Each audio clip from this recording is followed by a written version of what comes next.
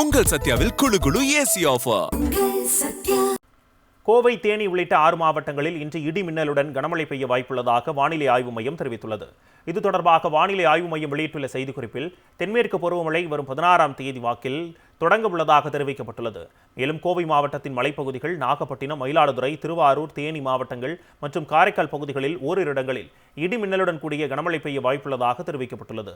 கோவை மாவட்டத்தின் மலைப்பகுதிகள், நீலகிரி, ராமநாதபுரம், சிவகங்கை, மதுரை, தேனி மற்றும் திண்டுக்கல் மாவட்டங்களில் ஓரிரு இடங்களில் நாளை இடி மின்னலுடன் கனமழை பெய்யும் எனவும் தெரிவிக்கப்பட்டுள்ளது.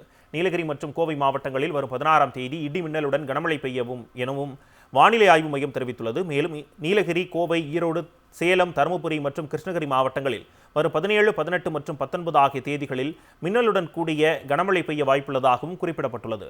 சென்னை மற்றும் புறநகர் பகுதிகளில் இன்றும் நாளையும் வானம் ஓரளவு மேகமூட்டத்துடன் காணப்படும் என்றும் நகரின் சில பகுதிகளில் மிதமான மழைக்கு வாய்ப்புள்ளதாகவும் குறிப்பிடப்பட்டுள்ளது.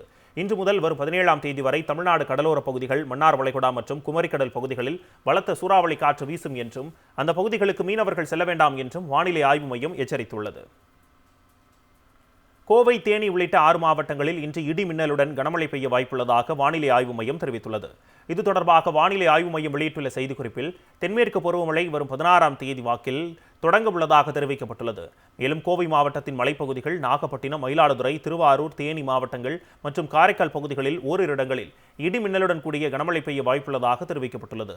கோவை மாவட்டத்தின் மலைப்பகுதிகள், நீலகிரி, ராமநாதபுரம், சிவகங்கை, மதுரை, தேனி மற்றும் திண்டுக்கல் மாவட்டங்களில் ஓரிரு இடங்களில் நாளை இடி மின்னலுடன் கனமழை பெய்யும் எனவும் தெரிவிக்கப்பட்டுள்ளது.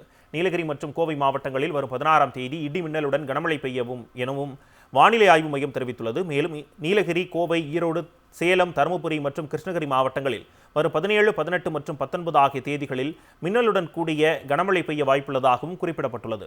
சென்னை மற்றும் புறநகர் பகுதிகளில் இன்றும் நாளையும் வானம் ஓரளவு மேகமூட்டத்துடன் காணப்படும் என்றும் நகரின் சில பகுதிகளில் மிதமான மழைக்கு வாய்ப்புள்ளதாகவும் குறிப்பிடப்பட்டுள்ளது. இன்று முதல் வரும் 17ஆம் தேதி வரை தமிழ்நாடு கடலோர பகுதிகள், மன்னார் வளைகுடா மற்றும் குமரிக்கடல் பகுதிகளில் பலத்த சூறாவளி காற்று வீசும் என்றும் அந்த பகுதிகளுக்கு மீனவர்கள் செல்ல வேண்டாம் என்றும் வானிலை ஆய்வு மையம் எச்சரித்துள்ளது. உங்கள் சத்யாவில் குளு குளு ஏசி ஆஃபர்.